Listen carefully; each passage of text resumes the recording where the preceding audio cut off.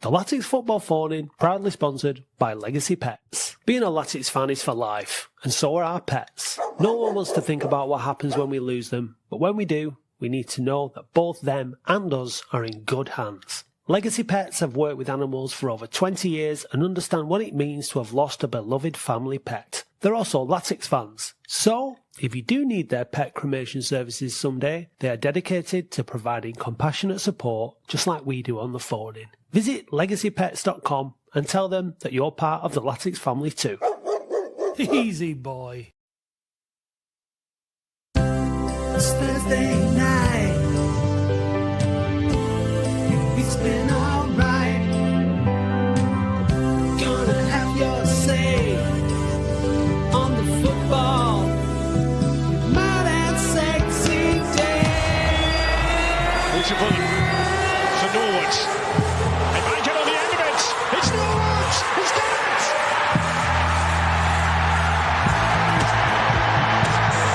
It's the football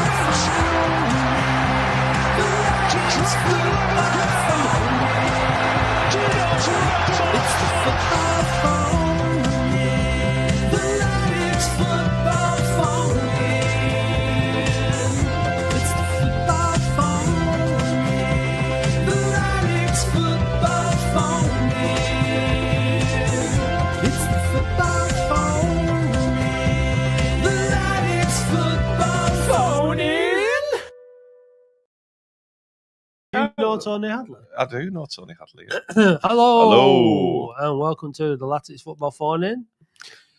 We're still plodding on with this shite week after week. I'm in shock. You're in the studio. Yeah, I mean, yeah, well, yeah, that's fine. Yeah, but you with your Tory perks, Mr. Dean, we'll leave Listen, it there. We'll leave it there. We don't all know Tony Hadley. Well, I do. Are you going shooting with him? Not archery. Archery. Actually, Alan, it's archery. We're going to do archery this weekend. Can I come? Well, what is it? Can't trust an archer. What is it, Jeffrey Archer? The Archers. The Archers. Which, to be fair, are a mixed bag. Classic partridge. Hello, welcome. So, off the back of a resounding 1-0 defeat from Accrington Stanley, who are they? Exactly. Well, yes. Yeah, we are here to talk about the upcoming FA Cup second round thriller that is Milton Keynes away. Yeah, we can talk about Accrington as well. Yeah, we can. Well, We can talk about whatever you want if you phone in. apart from politics, religion, or sexual health. Yeah, you do your Just own. leave it there. You're doing your own sexual health section later. The aren't sexy you? pod, yeah. Yeah. Well, should we bring in Chris? Yeah. Chris, you're coming in. Hello. Wasn't sure you wanted me there. Well, I just wanted you to feel on, like, a bit of excitement. It's called tension. It's called build up. It's the It's because the magic behind the nowadays curtain. bothered to turn up. No, I've been busy greasing the wheels of industry, Yeah. my friend. Yeah. Anyway, Chris, let's talk about Accrington. What were your thoughts? And maybe mate? that you didn't want to follow up about Accrington, Chris. Maybe you wanted to talk about something else. Apart from politics, religion, or sexual health. Oh, can we not do politics? Right. I'm No. out then. Oh. Right, okay. See No, ya. Thanks, mate. Did you both go to Accrington? No, I watched it on the telly. Oh, did you? Yeah, I went there. Tell you what, those shelters at the back near the bar were an absolute godsend, because just before our time, I rushed off there because it started to rain, and then I nearly missed what I thought was going to be a goal. But probably the most exciting part of the game was going to the shelter at the back and then rushing back because I thought we were going to score. That's about the only chance we had all game, weren't it? There wasn't a great deal of chances, was there? I mean, I spoke about it obviously on the podcast. I did listen. Monday, but all of us, when we saw the lineup, we all just said we knew what were coming, didn't we? Yeah, I mean, Quigley, despite his height, he's not great in the air, is he? No. Now, I'm not going to say I knew Accrington's lineup before the game. If you'd have asked me to name one player in their team, I wouldn't have been able to. but I went, and when they walked out on the pitch and they were warming up, you could tell they were a massive team. I mean, they had big players all over the pitch. The idea of knocking it long to Quigley, just didn't see what they were trying to do. Now, it screamed for Fondop to come on earlier. Now, it wasn't working with Quigley. And you're thinking, a long ball game, we need to rough them up a bit. Quigley's not working. Who do you think we bring on? It's Mike Fondop. You put your mortgage on it. And he brings Mellon on. I sometimes, and you know, I'm really thankful for what Mickey Mellon has done for this club, and I still think he's the right guy to have in charge. I think for consolidating, for making us a solid team and a difficult team to beat, I think he's the man. And like I say, you can't thank him enough for what he's done for us to get us out of the National League. But I do feel this squad is better than it's showing. And often I think Mellon holds us back. He's playing players out of position all the time. And I mean, I think somebody said it on the podcast at weekend. Why are we playing two central midfielders, two defensive midfielders against Accrington Stanley? Well, we should have been attacking them. And that's not me saying I think we're a much better team. I just think Accrington Stanley's defence this year has been awful. Why has nobody looked at that statistic and said, well, let's just go and have a go then? We just scored 3 against Newport and we're going to go to Accrington Stanley and defend. It just frustrated me. It frustrated me. It frustrated everybody. Yeah, I think scoring 3 against Newport when you bring on Drummond and Fondop as well, they changed the game against Newport. So, and he alluded to the fact that Hawks got the reward for scoring the goals against Newport, which is fair enough. Yeah. But Fondop was a big driver and catalyst for that result to turn around, because he just got at their defence and just caused absolute chaos. All right, he didn't score, but he's a busy, hard-working. Yeah, you can't fault what he does. And I think that Drummond's the same. He works hard. He's got pace. He is a threat. Now, I might have this wrong, but from what I remember, the Newport game, we were 10 times the team when Fondop and Drummond both came on together. Correct. Now, I might have my times wrong, but I don't think they played a minute together on Saturday. Have I got that wrong? I'm pretty sure that Drummond came off before Fondop came off. Yeah, that might have been the case. Again, another one. I can't fathom why that happens. It was very, very bizarre. I found the whole thing a bit weird. And like I said on the podcast, the players didn't look convinced by it to me. No. I think they would have been. Look, and I get that over a season, a certain approach might be the best approach, like more conservative, particularly away from home. But we are struggling at home as well to win games. And I think every now and again, just let the brakes off. Every now and again, like on Saturday, with the momentum of the game before, and say, look, let's just go and win this game. They should know, with all the stats that they have nowadays, they should know that when we go ahead, we win the game. When we go behind, chances are we don't win the game. And so going to a team like Accrington, and I said it again, I feel like he expected the game to be a certain way, and he created that by that expectation. Instead of just sort of saying, like, lads, you can beat these. If you set up negative, you're going to get a negative result. And like you said about the long ball to Quigley, like, I mean, if you're going to set up with Quigley, I mean, he would argue it's not 1 up front, it's 3 up front, right? He would say that you've got Hawks and Hannon in behind him, and it's a front 3, right? And then Payne going in, so it's a front 4. Yeah. But that only works if you're playing the way that you're playing the ball through the midfield to feet, getting it out to the front men, putting them on the back foot, playing football, not lumping it. And then that just, like you said, played right into their hands, because they could lap that up all day long, and they did. Yeah. Fondop came on for Drummond. I think that was what it was, mate. I thought it was. I just wasn't 100%. The thing that really frustrated me the most, I don't know if anybody noticed, that Accrington Stanley pitch looked really narrow, and I can't understand why we're playing 3 in the middle.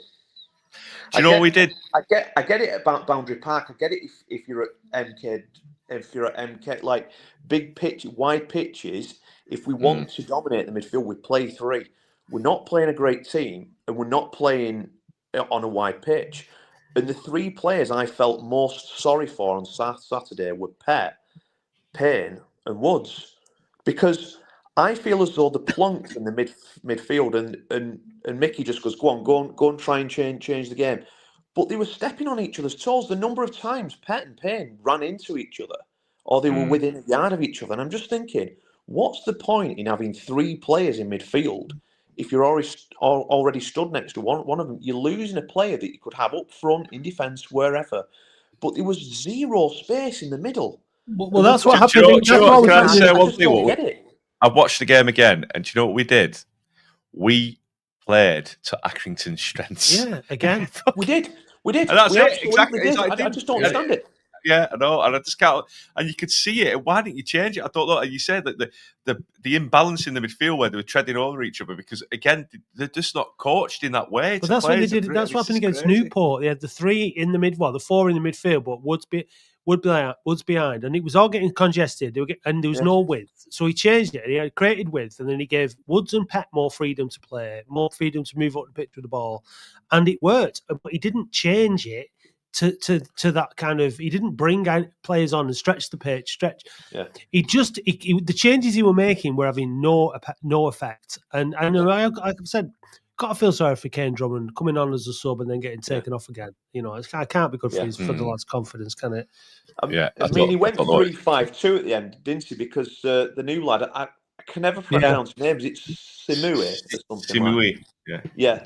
So he comes on. So you've got 3 centre halves. So I'm assuming we played 3-5-2, which means that Caprice is going to be your right fullback. Which, you know, if you're going to bring Fondop on, you got Mellon on already. It sort of makes sense that Drummond goes off. I did feel sorry for him, regardless. But I didn't think Caprice was having a particularly good game. You could have I said in the game I'd taken Caprice off and let Drummond play the wing back role because he can do it. He's got the energy. I thought the first half he was okay. Second half he dropped off, but any joy that Accrington had seemed to be down his side. I mean, Robson he barely did any defensive work at all. It all seemed to go down the Accrington left. Any joy they were having was down Caprice's side. I don't actually rate Caprice as a defender. I think he's good going forward. He's got a good offensive mind, but he never sees what's behind him. But again, I don't really think we needed to defend against Accrington. If we'd have had a go, we'd have scored more goals than them. Yeah, we didn't have a goal, did we? We just sort of capitulated. I don't understand it. What do you think, January? In terms of January, do you think we'd need some more signings, or what do you think the answer is? No, I don't.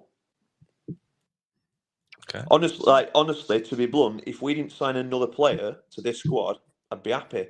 I don't think signing players improves us long term at all. I think we're a team who's going to be mid-table this season, with or without signings. I think, you know, we could go and spend money on, you know, get players on a free and recruit another 3 or 4 players. That might be $8,000 to the budget. And what's it going to do? I don't think we're going down. I said at the start of the season, if somebody looked in a crystal ball and said, right, you're going to avoid the drop this year, I'd snap my hands off them. And I think most fans with any sense would have said the same. I think this talk of promotion, we're miles away from promotion. I'm not talking about the players. I'm talking about the club. There's bigger things going on at the club than being promoted to League One. We went to League One, right? We come straight back down. I'd rather we spend a couple of years in this league building the club from the base up, and then in a couple of years when we feel like we're in the position where we can start to invest in the team, then we'll do it. But I just think, and I actually think Mellon's got it in him to do another charge for the playoffs and potentially go up. I do. But I just think if we went up this season, it'd be awful next season. I honestly would expect us to finish bottom. I just don't think we're ready. And on that basis, I don't think we're going up. I don't think we're going down. So if we start to recruit more players, we're going to add more to the wage bill. And what's it going to do? Take us from 16 to 12? What's the point? Yeah. You make a very good point. I just think what we should do, and I've got to say as well, I mean, there've been some awful games this season, but I tell you what, I don't remember being as proud of a squad as I am with this one because they work hard. You can't fault their effort. I couldn't fault their effort against Accrington Stanley. We were awful, but the players worked hard, and I've seen it. The past players have come in, and you just know they've not got it in them. Yeah, they do, but they're restricted to a system, and that's my worry that stubbornness That's my will worry keep as well, us. Dave. Yeah. I think we're always restricted, and they've like got the handbrake on, and they're dying to let it go. And when they did against Newport, they went for it. You know, like we were chasing the game against Barnet, we could have scored. Michael Mellon went through 3 times. You know, Drummond went through. So when we release the handbrake, he seems to do it very, very few and far between. But when he does, he just needs to take more risks. What's the worst that could happen when you're 85 minutes and you're 1-0 down? Just fucking go for it. Nothing. Put 4 up front and lose 3. It's too late by then, though. I think you've got to be more bold. You've got to put teams that are struggling on the back foot. There's nothing to stop. But they're unbeaten in 5, Accrington. So no, fair enough, fine. But I mean, like, every now and again, it's okay to like just have a bit of a ding dong, you get some goals and whatever, you know what I mean? But carry on the momentum from that game against Newport. You know, we've got the likes of Warsaw coming, we've got Notts County coming to us, we've got Chesterfield. Those teams are going to turn up at our place and they're going to have a goal. They're not going to sit back. They're not going to try and they're going to come because they're confident and they're up towards the top of the table. So they're going to come and have a goal. And we can't do that against everybody. We couldn't do that when we went to MK Dons. We couldn't do that when we went to Notts County and things like that. And I'm okay with that. I'm okay with going to pick up points at places like that. I'm okay with going to try and pick up a point at Warsaw, but I'm not okay with trying to pick up a point at Accrington Stanley or Cheltenham, and we didn't at Cheltenham. But you know, we've got to go there and try and win the game because we can win those games and pick up those points, and I think that's the difference. And I think everybody was a bit miffed with how he set the team up and how that affected the mindset of the players and of the supporters. Yeah, I mean, I think going to Accrington, I mean, I went with my mate Ash. And he always fancies us for a win. I'd have still been okay with a point. Now, I know most fans would have wanted the win then and been disappointed if they didn't do. But I don't think anybody would begrudge us going to Accrington Stanley, giving it a good go and drawing 2-2. So what would you do against MK Dons then on Saturday? What would you do? Come on. I think he's going to set the handbrake off against them like he usually does in these all or nothing games. I'm hoping. I mean, I'm looking at MK and I'm thinking they've invested a lot of money in trying to get out of the division. If I was their manager or anything to do with their backroom staff, I'd be saying, look, sod the cup. Let's get out of this league. We've spent all the money. And I know people will be saying, well, the FA Cup's worth more money. I don't think money really means as much as success to MK at the minute, or they wouldn't have spent all the money that they did. So if Sorry. So it sort of lost its appeal now. If you get a good draw, you go straight to penalties. There's no replays anymore, so there is that little bit of a gilded edge now, where it's like actually, we might get. I hope they play all their kids or something, and when we go through, I just want us to win and get in the third round because, like you said, this season is most likely going to be a mid-table season, and a mid-table season and a couple of really good moments in the FA Cup would be nice, wouldn't it? Yeah, third round, third round draw. Newcastle away. Yeah, something really. Even if MK played a near full team, I could see the coaches and the managers saying, "Listen, lads, don't give it 100%. We've got the league to concentrate on. Let's just do what we can do. We get beat. We'll see, won't we? Thanks for the call, mate. Cheers, mate. Cheers, Greg. See you later, mate. Great call. Thank you. Bye-bye. Right, let's have a chat to Ibby, shall we? Let's do it. Yeah, I'm sure he's missed you. Hi, Ibby. Evening, Sexy Dave and Matt. You both okay? Yeah, good, mate. You? I'm okay. It's been a while. I've not been on. I know. Are you all right? Are you keeping well? Yeah, I'm okay. Thanks for asking. Just disappointing with last week's result. We keep changing the team, Dave, and it's not good. And what do you make about Mellon? Speaking about a new contract, what would you do? Would you keep him, or what would you do? I think I wouldn't be doing anything until probably February, because with Mickey Mellon, he always has second half of the season syndrome, where we struggle. And if we give him a new contract in January and then we struggle and then it's a relegation battle, there's going to be a lot of unrest and a lot of unhappy fans. I would give it till at least February, late Feb, before we did anything. In my opinion. Yeah, very good thoughts there, Dave. That's what I've been thinking. You know what? We're missing a player like Corey Evans in the middle. That's why we're lacking. But in January, we need to sign a free agent goal scorer.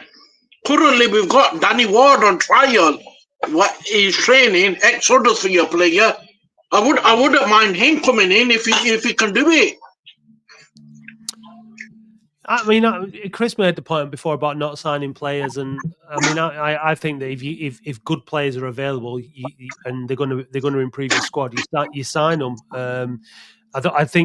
We've signed. There are numerous players that you could say we've signed for the sake of it, or that just haven't made any sense, like Worthington last season. Billy Waters, players like that just don't feature. There's numerous of them. So I don't think signing players for the sake of it is worth it. But if good players come up and they're available to sign and are going to make your squad better, sign them. By all means. But I mean, we know that Mickey Mellon tends to get through a lot of players, and he signs a lot of players. Sometimes it works out, sometimes it doesn't. So, in terms of the contract, I think we've just got to leave it up to the club, because I think at the end of the day, they're looking at all the other options as well, weighing it all up. Talking to Mickey Mellon will be a lot more honest with them about what he wants, and we just have to wait and see. I think the club under Mickey Mellon is moving in the right direction. There's no doubt about that. The club under Mickey Mellon and the owners is moving in the right direction, so I'm happy for that to continue. We're not in sort of Wrexham and the club, if we are media, or we are Oldham Media, is moving in the right direction. Absolutely, and it's not going to just be bang, bang, bang, promotion, and just like, whirlwind. It's going to be slow and steady over a number of seasons. I'd take promotion this season, never mind what Chris was saying before about, not being ready. If you go up, you deal with it, you cope with it, and whatever. But we're not looking at the minute like we've got that in us, I think. Just consolidate, get to the fourth round of the FA Cup. That'll be a success. Well, get to the third round first. No, we'll be fine. We'll be fine. Yeah, Matt, you made very good points there. I fully agree with you. I hope we do have a good cup run, because it helps the club. It will be a tricky game, but we do need a win, and we need our goal scorer performing. Yeah. Yeah, would you start two up front, Ibby? Just what I was going to. Of course I would, Dave, because we need to start killing teams off and go for it from the hit. Yeah, absolutely. Agreed. Who would you start up front? Would it be Mellon and Quigley, Mellon and Fondop, Drummond and Fondop? Fondop, I will bring Fondop. I've been very upset with Mellon not playing Fondop. Remember what this guy did for us? And whenever he comes on, he changes games around. It's about time that Fondop is brought back in the team. He's my fan favourite player. And he needs to be given an opportunity again. Who's your fan favourite podcaster, Ibby? You guys. No, I mean Matt and Andy. Who is it? Come on, you got to pick. Who? Matt and Andy. Both of them, all of you. Well, you should have said me, but that's fine. Don't worry. I won't. You all work as a team, yeah. And well done to you guys for doing this for us. Thank you, mate. Thank you. What score on Saturday, pal? I'm going to go for a 3-1 result for Oldham. We'll take it. I'll have that. That'd be lovely. Yeah, thanks a lot, guys. I've got nothing more to say. Thank you for having me on. Thanks, all right, mate. Bye-bye. Take care, mate. Bye-bye. Bye. Right, let's do this. No pass. No pass. He's got no hair, but we don't care. No hair. He's got no hair. He's got no hair, but we don't care. No hair. He's got no hair. This player's previous clubs have included, but not limited to, Scunthorpe, Watford, and Huddersfield Town. And he's got no hair. Yeah. And it's not Andy Ritchie. No, it's not. Shall we... we've not spoken to this lad for a while. Yes, it's the Perminator. Here he is. How are you doing? Oh, hey, lads, you all right? Yeah, good. Yeah. You all right? Yeah, all good, all good. I've not managed to even catch to watch the show on Thursdays last few weeks. We've had some child commitments and extracurricular activities which seem to take over my life. during You need to sort your priorities out, mate. I know, it's wrong, innit? It's so wrong. Oh, What have we done here? what have you done? Right. So, what's your take? You were there on Saturday, were you, getting piss wet through? Yeah. What on the take on the game Saturday or Yeah, the whole? well, they're just what? Yeah. So, what's your take on Saturday? Oh, it's piss poor, really, wasn't it? It worked good. I was prepared to give the lineup a chance when I saw it. I thought, right, okay, let's see. Did you not wince when you saw it? Did you wince a bit and go, ooh? Yeah, but I'm trying to not go there before a ball's kicked. If I'm honest with you. Yeah, no, that's right. That's the That pained you to say that, as I can see the pain. I'm trying not to go there again. Yeah, I'm fighting my natural instincts. But I thought, right, okay, maybe it's 4-3-3. Maybe it's not Quigley up front. Maybe Hannant and Hawks are going to be flying high and wide like Salah and Mane, and we're going to get up the pitch and we're going to be like the Blue Arrows every time we concede a corner and we break, and it's going to be great. And maybe Sexy Dave's going to win the 100-meter gold at the Olympics. Question, Gaz, is that what Mickey Mellon was? Is that what he wanted? No, and he wasn't, and he didn't deliver, or because that's what he'll try and say probably. But was he just did it unfold? The game unfold as he wanted it to? Probably, yeah, because he likes it tight, doesn't he? 1-0 either way, so it probably did unfold how he wanted it to. There's absolutely not a chance he envisaged it like we did, like with the flying wingers, because that's just not in his nature, is it? We all really want that to happen, and I agreed with absolutely every single word you said on the podcast on Sunday. Like, I was feeling and thinking the exact same things, like, just have a bloody go and get at them. They can see goals, but he just does not see or approach the game like that. And we've got a promotion, so we've got to kind of bow down to it, haven't we, in a way? So I thought it's over a season, isn't it? I think there is. He thinks like long term, doesn't he? And but all the like if he was saying about Fondop, he just want to see that continued on Saturday. That energy that finished the Newport game. Well, it was a no-brainer to start the team that started the second half. An absolute no-brainer. And he said, Quigley scored, so he deserved to start. All right, well, that's okay then. He should have been Quigley for Mellon, and you start the team that finished. But I'm all for rewarding someone for scoring a goal, but Quigley's goal come as the very hard work and guile of Fondop and Drummond, and they were the game changers, weren't they? So yeah, they created all the goals, so they deserve to start me more than anything. But it was just pants. It's up until the Barnet game this season when we missed them. Mellon missed 2 1-on-1s. The game we reverted to type to me since then. And for 7-8 games, we were really good, entertaining watch. It were end to end, and we were thinking, God, we're not far here. And we were really having a go at teams, and there was a change in style, a definitely more of an attempt to play football. And we've reverted back to type to me since then. In this I think after the Notts County game, it shit us up. I think it really shit us up how bad we were. But losing Tom Conlon as well, maybe has that had an influence? Has that had an impact? I think it must have. It might have done, but I'll always say we played our best stuff without Conlon in the team last season in the playoffs. So it's an hard one, isn't it? But I think he was starting to become more of who he is this season. He was more of a captain, more of a leader. He wasn't really fully fit last season, so I think we were getting more out of him this time. And then there's been all the injuries and stops and starts and stuff like that, aren't there? Hammond getting injured to put the spanner in the works as well. I think he was just starting to play quite well. Yeah, so. But Hammond only got thrown in randomly out the blue when we've been asking for it for ages, and you can bet your bottom dollar when he's back fit, he's going to be at the 18th man again, like Will Sutton is. Will Sutton was playing well, got a red card, and that's it. That he's out now. Tom Pett and Ryan Woods are always going to play, aren't they? That is that. He's going to play with them too.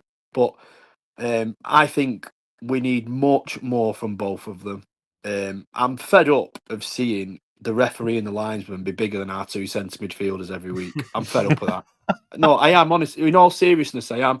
I'm sick to death of seeing other teams have midfielders who can run with the ball in the middle and cover ground. Sick to death of seeing ours that can't. Pet and Woods can't carry the ball. They can't cover the pitch quickly. It's not their game. So it needs to be one and another, like we said about Conlon and Yeah. Pet, one I and remember- another. We've just gone I remember- back to type with it, and it's really restricting us. You said at the start of the season, I'm not worried because these players who aren't good enough will be replaced. Is there anybody in the squad or any people who aren't performing that you will be looking to replace in January? Because you said you did make a really big point of that, saying I'm going to give them time, I'm going to give them 10, 15 games, and then we'll see where we're at. Well, yeah. I've just mentioned 2 of them, but they both got 2-year deals in the summer. I would not be building my team around Pet and Woods, but that's the way I see the game and the way I want my team to play. Mellon likes that kind of player. I want to see. I went to watch Radcliffe on Tuesday, and obviously it's levels, but they had a centre midfield who was about 6'4", and he just glided about the pitch. And it was just nice to see someone get about, and I thought that's the difference Jorgen Nathan made for us last year. Yeah. Without sprinting, he was able to cover 10 yards, just covering the pitch, and we just really, He was a really gazelle, missed weren't he? that. He just Sorry? a class. He was a gazelle, very classy and just nimble. And Well, he was, but again, he was on the bench since February. We weren't playing him. So he only played him against he's Rochdale not, because of an injury, weren't it? And then he scored, Yeah. and then that was it, weren't it? he's not the type of player, and that was the 4th game before the end of the season. So Yeah, let's I know. not think we developed Jorgen Nathan into the player he is, because we didn't. We didn't No, want to play no. him. No, correct. So it's that profile of player for me that I want. Would I be seeing to I could offload in January? I love the guy to bits, but I think Jake Caprice's injury has just took it out of him. He's not the player we saw. I would He's be lost playing the yard Will of Sutton pace, hasn't there he? at the moment. Yeah. I think Tom Pett, since his 2-year deal, has been very, very ominous, questionable. We're not seeing the same play. He just looks to me like he's not enjoying his football. Is that because he was stuck out on the wing for so long and he's pissed off? I don't know. But again, I think he's just not getting a look in, is he? So No, it's a surprise that because he was. I suppose it's down to Mellon having those conversations with lads and saying, look, I don't think you're going to be in unless injuries come. But to be all honest, Dave and Matt, with our injury record, I'd be really reluctant to get rid of people because you just never know, do you? That 21st man ends up becoming your 15th with our injury record. One thing I will say is, and I've said this to a couple of people this week, and this is about our strikers. Now, we can all debate, we think we need more quality up front. And, okay, let's concede to that. But it does not help when none of them are getting 90 minutes. They're all being brought off at 60, whether that's Mellon, Fondop, Quigley, Garner. When they start a game, they're all coming off 60, 65 minutes. So they all know if I'm not scoring or I'm not looking like scoring, I'm off. When there's a partnership, they never get more than 2 or 3 games together. So I think they're all under that much pressure. We're not seeing anything from them. You look at Mike Fondop last year, right? We know Fondop has his limitations, but he got 90 minutes nearly every game. And he wasn't under any pressure to have bagged by 55 minutes. And a lot of his goals came 70 onwards. And he got that freedom of then. And I think that's why we saw a better improvement in his discipline, because he wasn't that pumped up to try and make something happen. I don't think it helps any of our strikers knowing that they're coming off after 60, 65 minutes. I don't think you're starting and you're getting 90 minutes, and no matter how shit you are, you're playing the full game. And we'll see how that looks after 5-6 games with them. I don't think we have great partnerships up front. I disagree. I think Joe Garner and Fondop. Let me finish. I think Joe Garner is the one player that makes partnerships work up front because it's a different dynamic. And unfortunately, he's injured again. And I love Joe Garner. I think he's a great footballer for this level. I just think unfortunately, if he can't stay fit, like, what's the point? And he's the one, like, you know, that adds that different dynamic. You know, I think Mellon and Fondop as a pairing, Mellon and Quigley as a pairing, Quigley and Fondop as a pairing. I don't think they're great partnerships. So I think that it's either one of those 3 players plus another player. Now, could that player be Jack Stevens? Is he and that is he a number 10 playing directly off the front man? I don't know. Does he need to be playing in the number 10 role with 2 strikers ahead of him? I don't know. So that's something positive to look forward to, seeing what he brings to the side. I think we're a bit of an hypocritical team, aren't we? Because if you think back to when we had Fondop and Quigley as the partnership, we were trying to play football on the floor, not getting many crosses in, etc. We're doing the opposite of what suits them. Mm-hmm. We've now brought Mellon Jr. in, who to me would flourish more in a bit more of a pure football team, and we've gone back to lumping it. Mm. So it doesn't really make sense. Mickey Mellon knows his son better than anyone. Mickey Mellon knows his own football style better than anyone. Surely he must look at his son and think he's not going to do well with how my teams play. It's a difficult one as well because it's always the dynamic's always a bit more difficult as well. What's difficult about that, Dave? That's really obvious. Mellon likes direct football, and to me, it don't suit his son. Yeah. Well, I mean, the goal that who was it who scored it when Hawks' goal against Newport, when Mellon got on the end of a cross, he got cross from the wing. Like, all strikers want something to attack. You want to attack a ball. Yeah. That's what you want. So the ball's you're never going to be able to attack a ball that's coming over your head. Like, that's not the way it works. So the ball, you have to be running onto something. It has to come to your feet.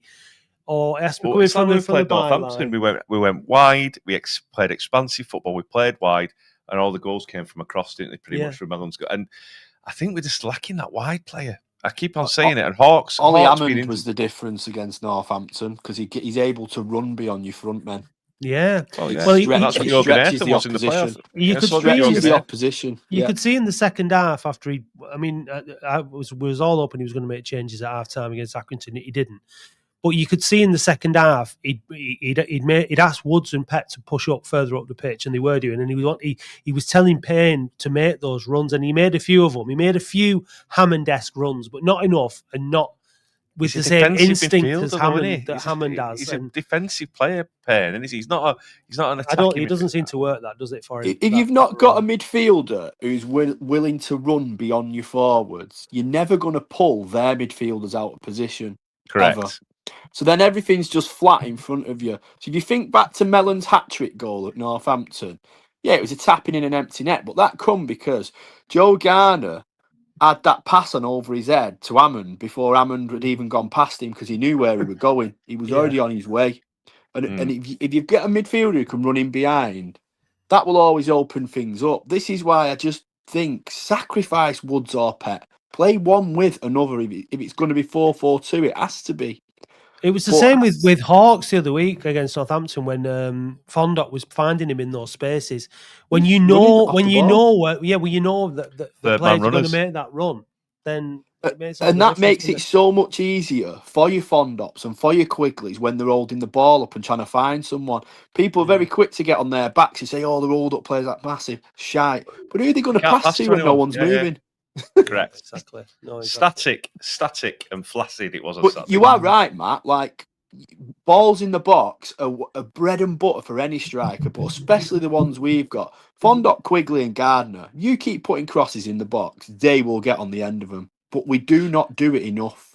And also we got the right type of crosses as well. Crosses from deep that are just lofted. Well, exactly. The corners now, we've gone from an out-swinging whip, which we attacked. Fondop got 4 goals directly from corners last year, to a looping in-swinger where there's a big fight around the keeper and then the rest blown before the ball's even landed.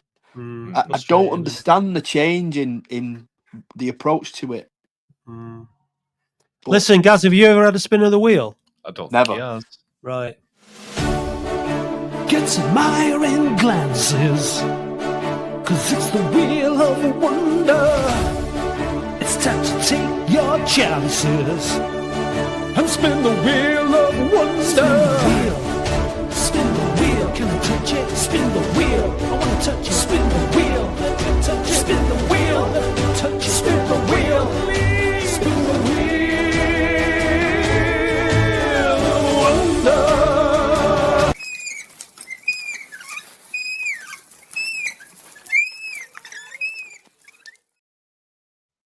Absolutely. Absolutely. Unfortunately, because Dave's not been attending school, we've not been able to spin the wheel for a couple of weeks. I've been doing it from home. So thanks again, as always, to Sun on the Sands Holidays, who are going to increase the holiday prize that they're giving away if Really? you get the Sun, depending on how well we do this season. All right. So at the minute, it's at the original offer, which I think is a weekend away in the That's Canberra fine. Sands, but Nice, that's nice. fine. You know, happy days, free holiday. So yeah, you either get a free holiday or you enter the free holiday draw, win a T-shirt, a mug, or the mystery prize. Mystery prize. Which is a complete mystery, isn't it?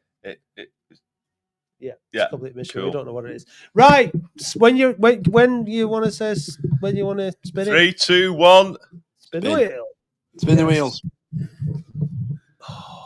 Oh, you're in the draw for a free holiday, Gaz. Holiday. It's So all right, isn't it? it's Bin Man, Bin Man, John. Dave Violence. Well, we could all go together. You could do. Yeah, I've got it on a list anyway. Got But it I on can't a remember. list. It's on there. You're in the draw. You're in So the draw. there you go. Good luck. God, imagine Lovely that. jubbly. Did Don Vice get on the? I can't remember. It's fine. Anyway, so yeah, so are you going on Saturday? Yeah, aye. Yeah. Yeah. Right. Well, I'll see you there then. Good stuff. Yeah. What score, Yeah, mate? I reckon we'll bleed a 1-1 out of them, and then who knows on penalties. Does it go to extra time then? Penalties? Yeah, it does. Yeah, extra time penalties. Yeah. Yeah, I think we'll do. I do think we'll do well to get something here Saturday. I do. I'm not just being flunked into thinking, oh, 'cause it's a cup game, we're all of a sudden magically going to spin it on. I think we're going to have to graft our bollocks off to get something. Yeah. And what have you seen that announcement? Well, that sort of teaser clip that's just come out on Twitter from the club. Just Yeah, seen I it do. now, Stay yeah. tuned. Interesting. I know what it is. Do you? Yeah. Okay. But I'm not going to say anything. Okay. Good stuff. But yeah, I've put 2 and 2 together. Right. Oh, so you're I know such a what it is. tease. I know, but yeah, no, I don't want to get in trouble. Okay. Yeah, I won't say anything. But yeah, nice one. Right, guys, I'll see you on Stadium NK. Thanks for the call, mate. Take Cheers, care. mate. Thanks. Bye. Let's bring in Chris. Hang on. Should we do a clue for He's Got No Hair? Oh, yeah. No hat. No hat. He's got no hair, but we don't care. No hair. He's got no hat. He's got no hair, but we don't care. No hair. He's got no hat. This player's first goal was against Boreham Wood. Boreham Wood. There you go. Yeah. No, it was quite recent then. No. Oh. Was it though? Was it? Well, yes, I would have said so. Yeah. Anyway, should we do this now as well? Why not? Because we did get. I had a lot of upset messages. We get, and we have to deal with defeat the right way, don't we? Oh, we do. Get a good beating, and it takes a great healing. When we get a good beating, and it takes a great healing. I suggest taking a long, hot, steamy bubble bath with a chilled glass of Chablis, listening to Enya, enjoying a big, thick, girthy, nutty Toblerone all to yourself. That's how you'd cope with getting beat at the weekend. Yeah. Thanks, When we Dave. get a good beating, and it takes a great healing. When we get a good beating, and it takes a great healing. Hopefully, we won't need to hear from Dave Ever again. for a while. But, if we do get a beating, listen. But there is one person I want to hear from, Matthew, Oh yeah, and that's Chris Lever, your man down under. the man down under. Get out, mate. Hello. All right, G'day, Cobber. boys. How are we? How are you, mate? Did you see Joe Root's 100 I'm not- today, mate? You're breaking up, mate. Yeah, Joe Root's 100 and Joffrey Archer's imminent Yeah. 50. Yeah. I think you guys No. on top a little bit. Can we we not- talk about soccer, though, Can mate? we not be sneaking? No, we're not sneaking cricket talking. Always sneaky bit of cricket talking. Anyway, it's fine. You'll find yourself on Yeah. a sticky Did you see wicket, the Dave. first test? Sorry, you're breaking up. It's that, I'm oh, not it's- calling you sexy. I'm not calling you sexy Dave anymore, mate. It's going to be part-time Dave. What's going on, son? Yeah, no, I'm busy, accurate. busy. I'm greasing the wheels of industry. Accurate. I'm greasing the wheels of industry, mate. Yeah. He's got pissing commitments, around son. doing Keep his up own with it, thing, Chris. That's what he's doing. Abandoning us and leaving Fair enough. me to struggle away on my own. Did you watch the game on Saturday, mate? I did, yeah, I did. I was baffled by the choice of the lineup. I thought, yeah, but I thought we tried really hard until was it Hawks that went off about 25 minutes in? Mm. Was it Hawks? Yeah, went off. I can't. Yeah, it was. Yeah, mate. it was. yeah, It's a man. shame as well. He looks likely, and that's it. Didn't no, it changed the game a little bit, but we were, yeah, you know, you got a fair play to guys like Quigley. He was having his shirt ripped off and doing his best, but yeah, with that lineup, it wasn't great, was it? And No. it was difficult to see where a goal was going to come from.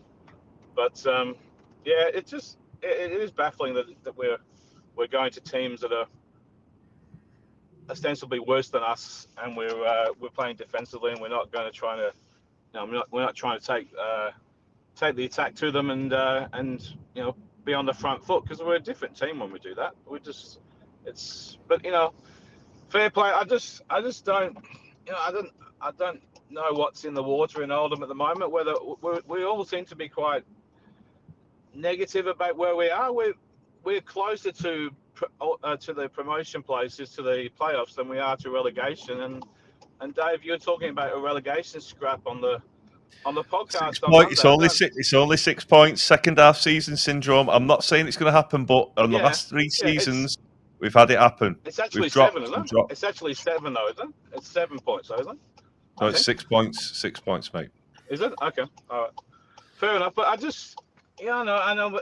3 weeks ago we're talking about maybe signing up Mellon for another couple of years, and now we're all after one. Poor performance, poor play, poor game. I don't know. I'm trying to be more zen. I'm trying to be sort of more confident. We're where we are. We're mid-table. That's where we're going to finish. I can't see us going up or down too much. Chris, how long? Chris, how long is it since you moved to Australia?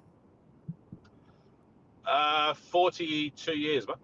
Yeah, well, you answered the question about what's in the water. So the clocks have changed here. It's got dark. It's pissing down. Yeah. It's cold. It's going to watch the games. Is getting more. Your feet are getting numb, and it's just getting a bit grimmer. The summer's gone. It's like a distant memory. So it's just that kind of like. It's warm in hospitality. Yeah, well, it's just that kind of time of year where it's all creeping in. Everything just gets a little bit more difficult, including staying optimistic about Latics. Yeah. I think that's what it is. So, What are you thinking about Milton Keynes and the cup game? Do you reckon we should go for it? Oh, absolutely, of course we should. We've got, I want to see us play a big team away from home in the third round, because I can't remember the last time we were away. We were in the third round with a big draw. Can you, Fulham would be the last. Yeah, Fulham would be the last one. Oh, it's been a long time. So yeah. 7 years ago, 2018, 2019. Yeah, it was 2019. 2019, yeah, longer than 7 years ago. Yeah, 7 years in January, I think. Yeah. So it's a while though. It's long enough. Exactly. I was going to mention though, what annoyed me a fair bit about the game on the weekend was, our set pieces seem to be fairly average, and that's being kind. But every time we had a throw in, I know Regan Ogle's not been in the team for a good couple of months. We seem to sort of we had the long throw, we had impetus with the throw. I've noticed that we have a throw in which should be 50-50, shouldn't it? It should be a 50-50 outcome, you'd hope. We never win a throw in. We never, whether it's poorly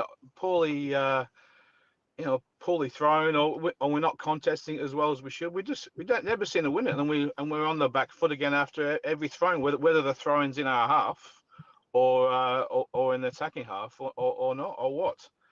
And a lot of times, Pett and Woods were thinking, okay, well, should I go forward? Should I make a pass forward? Should I pass up to the forwards? Should I take a run forward? And 9 times out of 10 they just went sideways and back, and it was just so frustrating. It's just so that I wouldn't mind if those kind of players took on the game more and tried to beat a few players and then came unstuck. I would much rather have that than the passing back and it's just it's not in their game though, is it? It's not in their game. Like no. Woods is not going to take men on. That's not his game. No. Same with Pet. So, but the likes of Hawks and Hannon and Stevens, they can take, and Drummond, they can take players on. So Hannon needs to do more. You need them in there, and you need them on the ball. And I think you need somebody in the middle of the park who's prepared to get on the ball and drive it forward and turn defenders, get them on the back foot,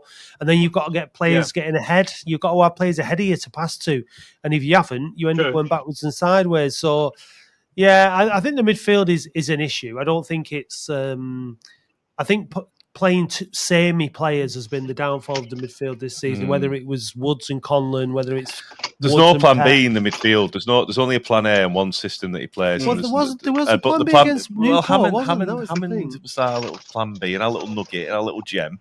He's got injured, but I can't wait for him to get back. I disagree with Gaz when he says he'll be the 18th man, because I think we desperately need him, and I think he's shown what he can do. Yeah, and it'd be really good to bring him back soon, because he was training the other week. So it's just obviously dislocated shoulder. All it takes is another fall on it, and it'll dislocate again. So you've got to be really careful, haven't you? So yeah. Do you think we can win on Saturday, mate? I think we will, but I think it'll be a struggle. I think I'm predicting Josh Drummond to score in extra time and go off his tits.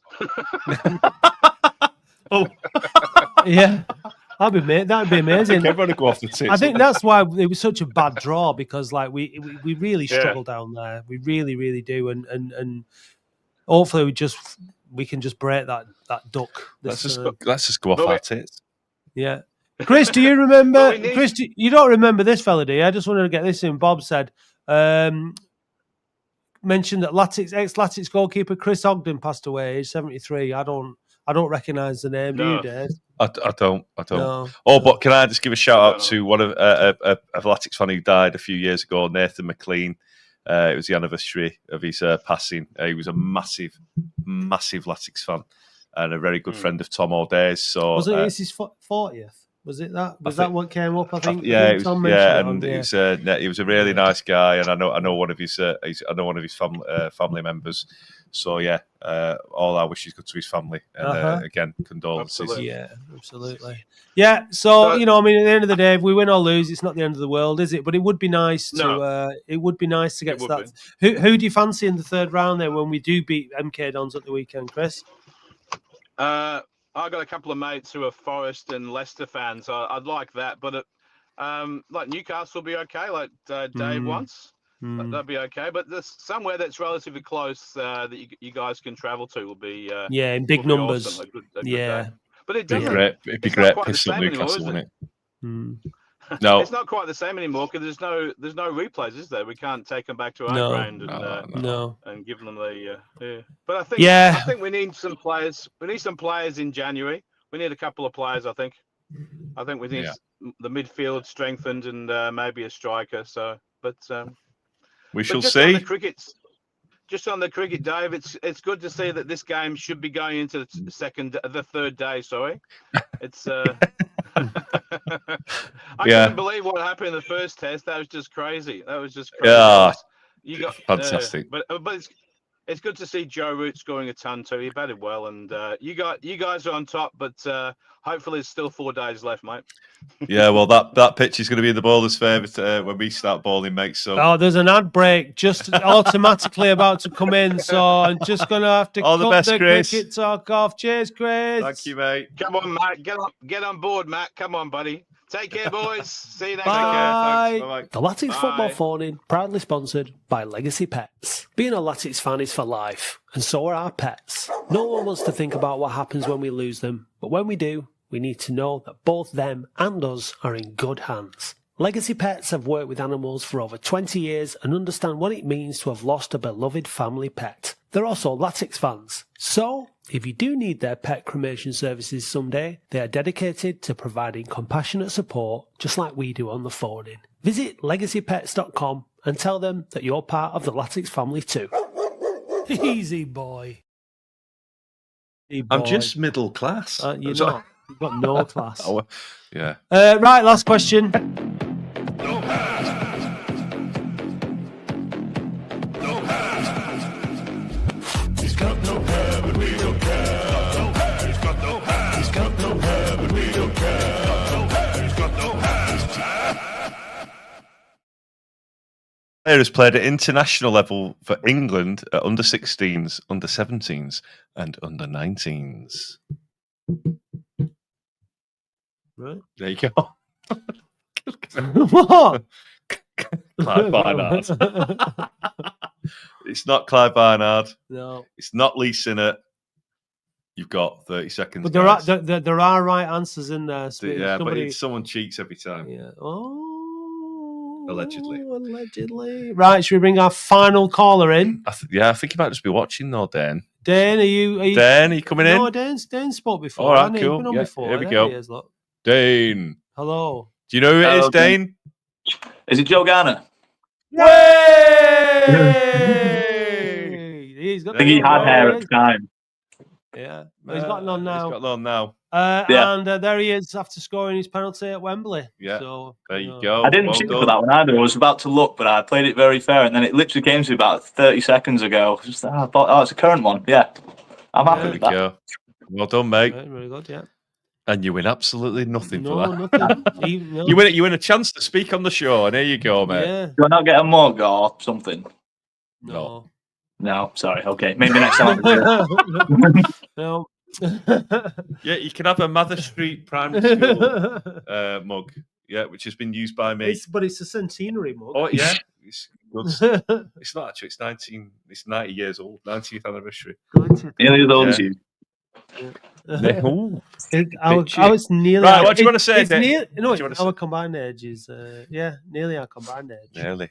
Let's go. What do you want to say, mate? Crack on. Oh, well, I'm feeling a bit bipolar supporting this team, to be honest, and trying to stand by some of the stuff that I said, because the last couple of times I've called in, I've been the kind of half full kind of guy and trying to stand by Mellon and say that we should be giving him extensions, and then we go and put in just an absolute lame duck of a performance like that.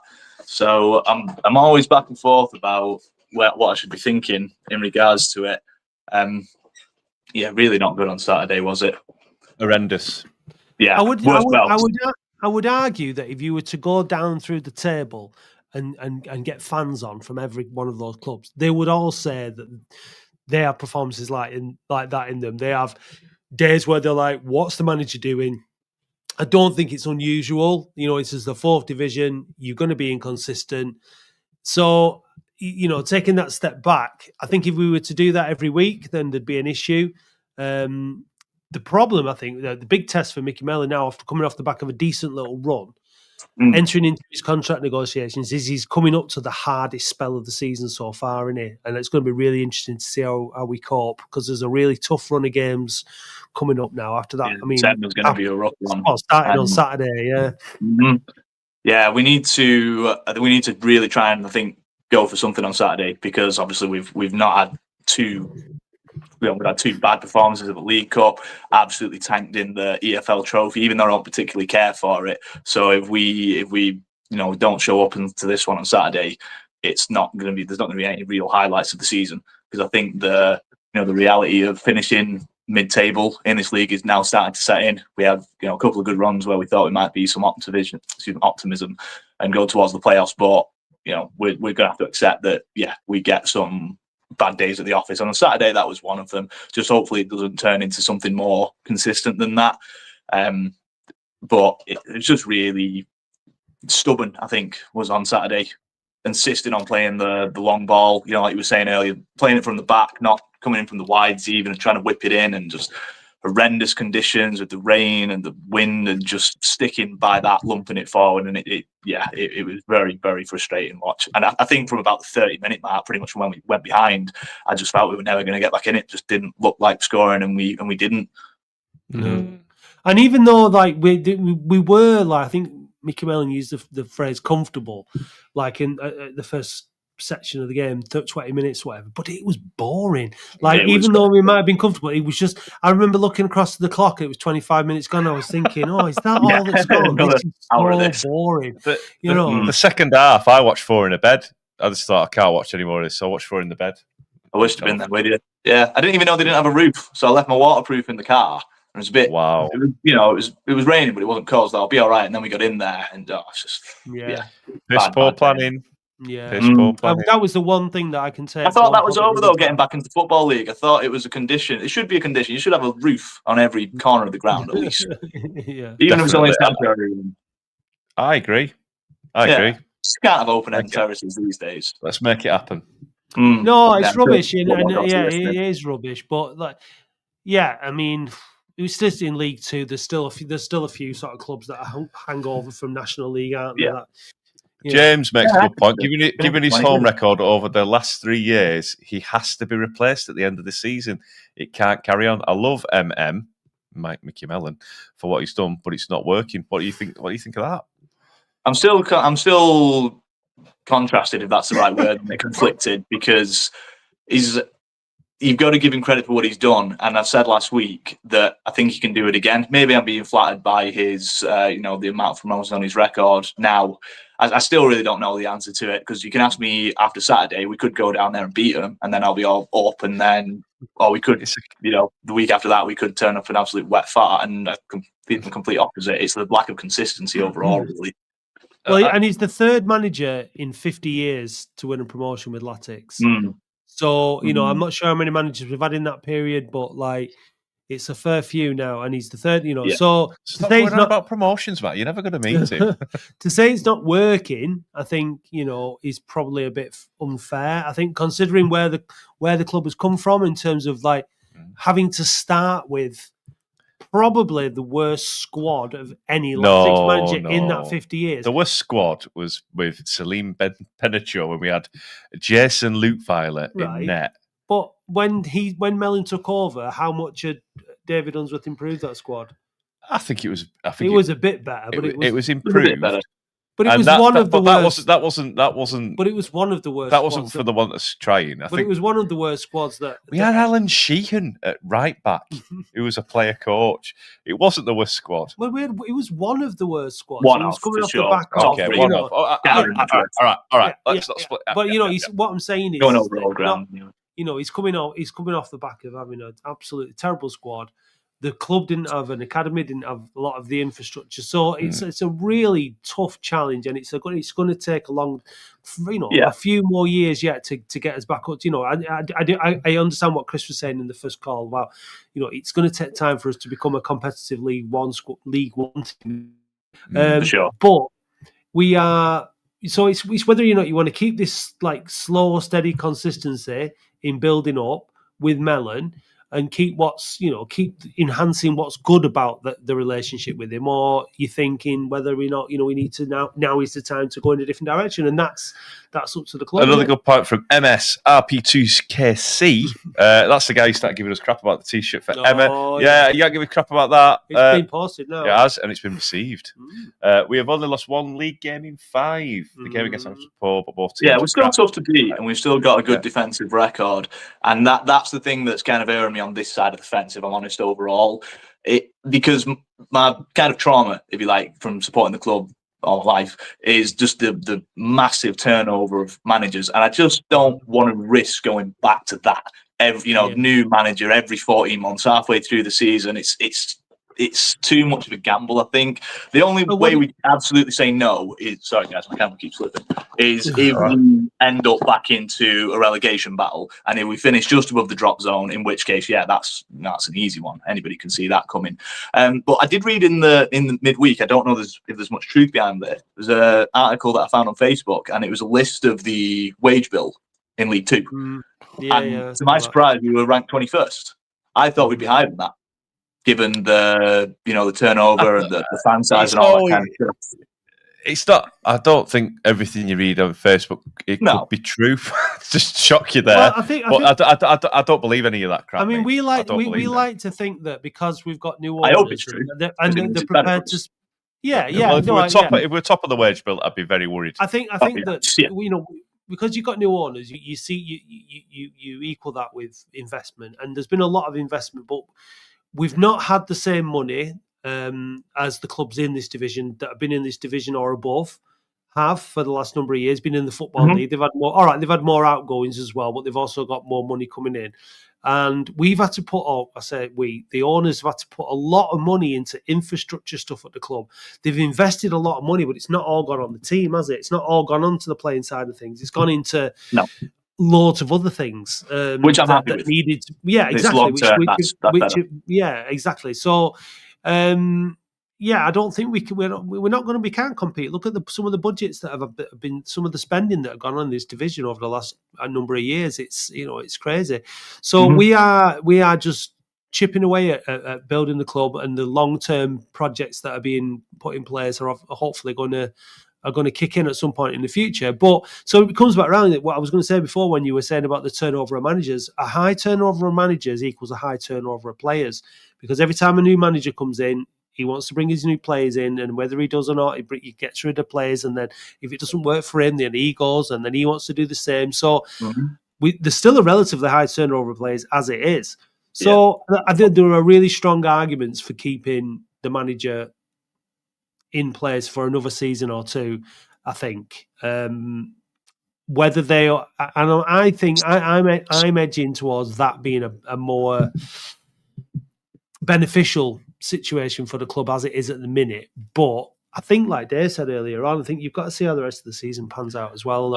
February, I think. Let's see where we are at the end of Feb, and we'll go from there. Yeah, no, I agree. That's just my opinion. Not that I'm right, but I usually am. Well, it's the logical one as well, isn't it? You're not going to commit to a new contract until, and I don't think anybody's expecting them to. So you've just got to see how it goes. Given one last transfer window.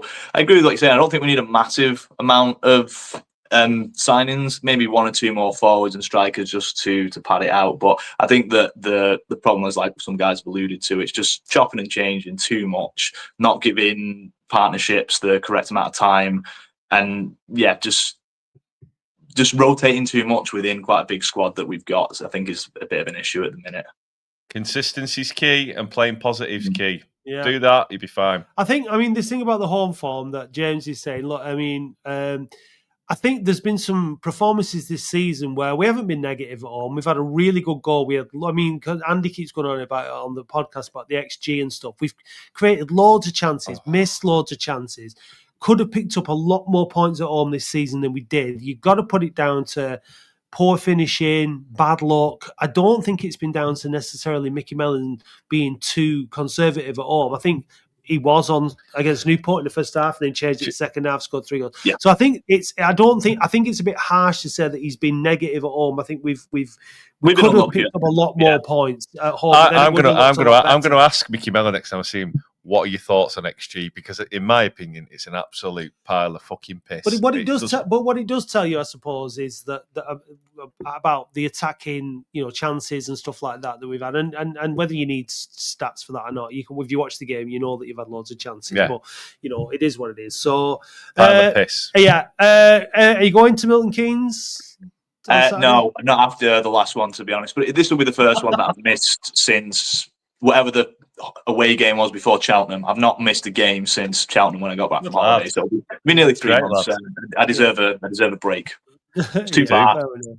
Too big of an empty stadium. Yeah. Well, mate, Dane, as ever, what a fantastic call, mate, and keep calling in. And James, making your points on the comments. We want you to call in next week, not now because we're going home now. But we'd love to. MSRP2CK, whatever your name is. Let Emma come on, or Emily come on with a new T-shirt so she can show it off to the fans, because merch is merch. Yeah, right. Cheers, Dane. Cheers, guys. See you again soon. Bye. Bye. Right, we've only got one feature left before we call it a day, haven't we? I know, yeah. We're going to MK again. MK. It's okay. It's MK away. So it's okay. Facts about, and you find out about Milton Keynes. Milton Keynes was founded in 1967 and is known for its unique grid road system. The name Milton Keynes was a reuse of the name of one of the original historic villages in the designated area. They rebadged it. You fool! Oldham have only won once in Milton Keynes, and that was way back in January 2006 at the National Hockey Stadium.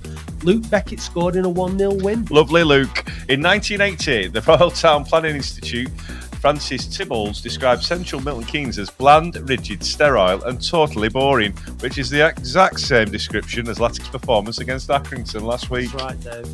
During World War II, 10,000 of the smartest people ever worked in the secret nearby Bletchley Park. We asked a survivor if they could work out why Mickey Mellon played one up front against Accrington. They couldn't. 8 million people live in 1 hour's drive of Milton Keynes. However, it is assumed that most of them have never actually bothered going there. That's fair enough, yeah. Bletchley was the home of Cave's solid beer. Sold in slabs, water was added to make the drink. This source suggests that who's about to make inquiries. Solid beer. Solid beer. Had water. Facts about, and you find out about. Milton Keynes. But yeah, we've been there once already this season. Now we're going back. It's a shit away day. Yeah. It's just terrible. Yeah, I don't want to go. No, I was looking at the results against them, and it's just really bad. So I've been to the Milton Keynes Ball once to see Limp Bizkit. Oh, did you? Yeah, it was shit. Was it? It was rubbish. Oh, well. But it was all because of a girl. Oh, well, the things we do for girls. It's something else. Yeah, Things to do for love. Yeah. Anyway, so what we've done, sets of Dave healing. We've done. Oh, it's Christmas coming, so why don't you get your friends or relatives? It's hot new merch. Sexy merch. It's hot new merch. It's sexy, sexy, sexy merch. Visit weareoldham.co.uk/shop now to see our brand new range of hot, sexy merch. It's hot new merch. Sexy merch. It's hot new merch. It's sexy, sexy, sexy merch. Bye. Hey Dave, did you know that listeners can now buy us a coffee or any other kind of hot beverage? What's your favourite hot beverage, Dave? A macchiato. And how do you like your macchiato? Black with lots of milk. Oh. No cream? No. Well, if you want to buy Dave a macchiato, then go to buymeacoffee.com/weareoldham. I'll just have a Nescafe. Thank you, listeners.